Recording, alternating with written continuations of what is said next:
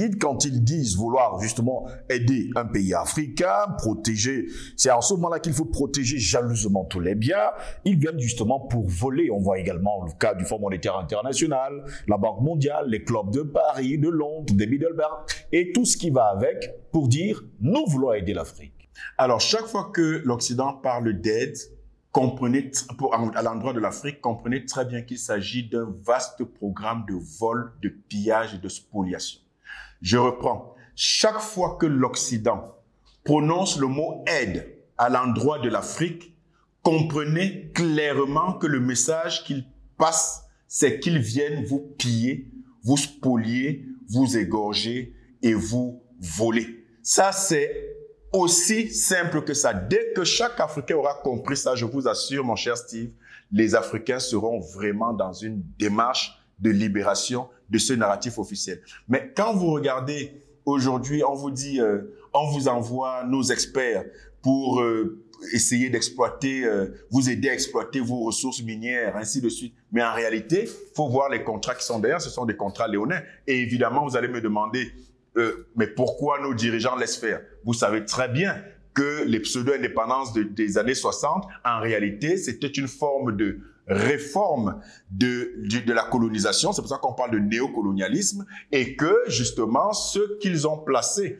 à la tête de nos États n'étaient que de simples relais. Ils n'étaient nos frères et ne sont nos frères que parce qu'ils ont la même couleur de peau que nous, mais dans l'esprit, ils ne sont pas des Africains parce qu'ils sont au service de l'ennemi. Donc oui, ils viennent pour piller à chaque fois quand ils disent qu'ils veulent nous aider. Quand on parle de la dette, par exemple, on vous dit le FMI, la Banque mondiale, le Club de Paris, le Club de Rome, le Club de Londres et toutes ces organisations mafieuses occidentales qui disent aider les pays africains, vous comprenez que en réalité, c'est par le mécanisme de la dette qu'ils vont résoudre leurs problèmes à eux. C'est-à-dire que quand ils disent qu'ils viennent aider l'Afrique, en fait, ils s'aident eux-mêmes et résolvent leurs problèmes. Comment? Je vous explique ça en 30 secondes.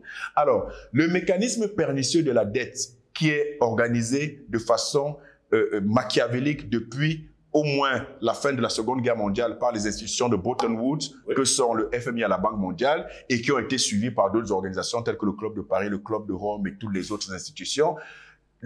Ce qui se passe, c'est que quand ils disent vous aider, ils font tourner la planche à billets, et c'est notamment comme ça que les États-Unis sont devenus la puissance qu'ils prétendent être, c'est qu'ils font tourner la planche à billets.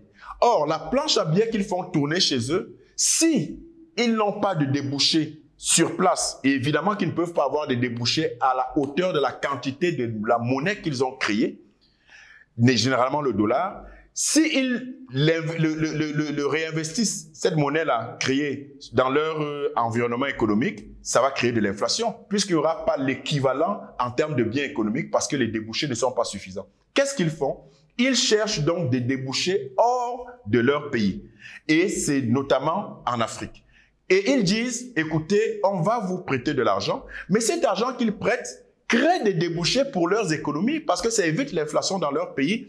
Ils vont donc investir dans les pays africains sous forme de prêts, mais en réalité, ils donnent un équivalent en termes de biens économiques à cet argent et quand ils sont remboursés, cet argent qui a été créé ex nihilo à partir de rien a maintenant un correspondant en termes d'économie réelle dans nos pays et quand on leur rembourse donc cet argent, souvent par les matières premières, les ressources minières, le pétrole, ainsi de suite, à vil prix, qui leur permet encore de faire des marges conséquentes, eux, ils retrouvent donc une santé économique et une prospérité du fait justement du mécanisme pernicieux de la dette qui nous asphyxie et eux développent leurs économies. Donc, c'est encore un piège quand on parle de l'aide en termes d'endettement.